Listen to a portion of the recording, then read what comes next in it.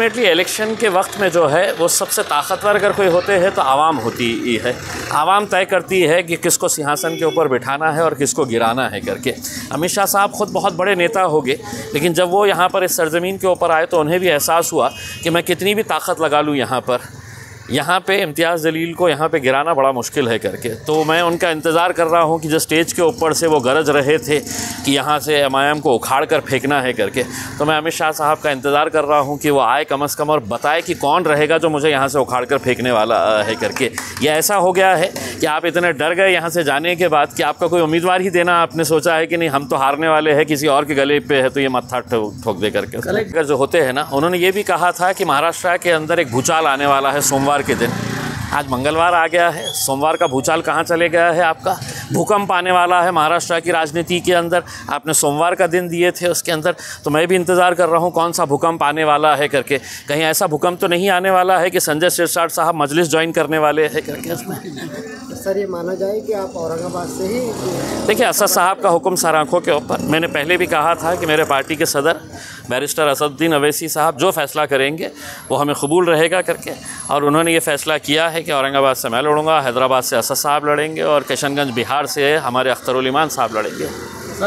गुरूर जो है ये अच्छी बात नहीं है। हम मेहनत करेंगे, कोशिश करेंगे उसके अंदर, और जीत 1 वोट से हो या 10 लाख वोट से हो, जीत होती है करके। तो मैं आज ये दावा नहीं करूँगा कि कितनी लीड से जीतेंगे करके, लेकिन जो माहौल है जैसा कि आप खुद देख रहे हैं, उससे एक बात तो यकीनी है कि इंशाल्लाह इस बार भी हम हमारा झंडा लहराएंगे। आपने जरांगे पाटिल के बारे में कहा, यह सच्चाई है कि आज महाराष्ट्र के अंदर पूरे राजनीतिक पक्ष एक ताकत बनकर खड़े हो गए हैं कि किस तरीके से जरांगे को उसी के एरिया के अंदर कुचला जाए, ख़त्म किया जाए करके, क्योंकि ये नहीं चाहते हैं कि कोई आम आदमी हमसे बड़ा बन जाए करके। उसमें मैंने तो पहले भी कहा था कि आज नरेंद्र मोदी साहब के अंदर भी ये ताकत नहीं है कि उनकी एक आवाज़ के ऊपर लाखों लोग वो इकट्ठा कर सकते हैं। जो ताकत एक छोटे से गांव का एक मामूली सा आदमी, उसके अंदर ये ताकत उसने पैदा किया कि उसने आवाज़ देता है और लाखों लोग उसके समाज के एक साथ इकट्ठा हो जाते हैं। कहीं ना कहीं उसकी ईमानदारी है, जो लोगों को पता है कि उसकी ईमानदारी की वजह से लोग आंख बनकर उसके पीछे फॉलो कर रहे हैं।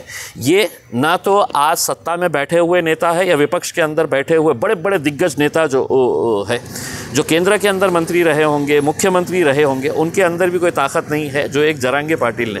तो मैं समझता हूँ कि अगर उनका समाज जरांगे पाटिल के साथ आज अगर नहीं खड़ा रहा तो कल समाज का कोई भी आदमी सच्चाई के लिए लड़ने के लिए खड़ा नहीं रहेगा।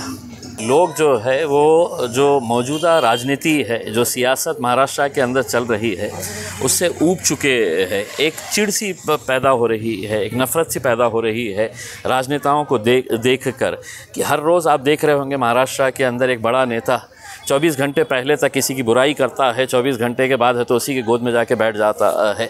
तो ये हर रोज़ ये माहौल देखने को मिल रहा है। यानी कि इसका मतलब ये है कि नेताओं ने अपनी प्रजा को, अपनी जनता को पीछे छोड़ दिया है और अपने मर्ज़ी के हिसाब से अपना ख़ुद का स्वार्थ देखने के लिए, अपना राजनीतिक स्वार्थ, अपना फ़ायदा कैसा हो सकता है, उस हिसाब से यहाँ से वहाँ कूदी मारते दिख रहे हैं उसमें। लेकिन आवाम जो है वो आवाम को अब धीरे धीरे हकीकत समझ में आ रही है।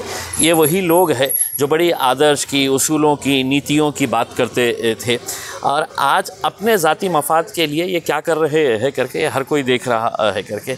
तो एक ऊब से जाने के बाद उन्हें ऐसा लगता है कि जितने मौजूदा नेता है उनमें से कौन बेहतर है, चलिए उसके साथ चलते हैं करके।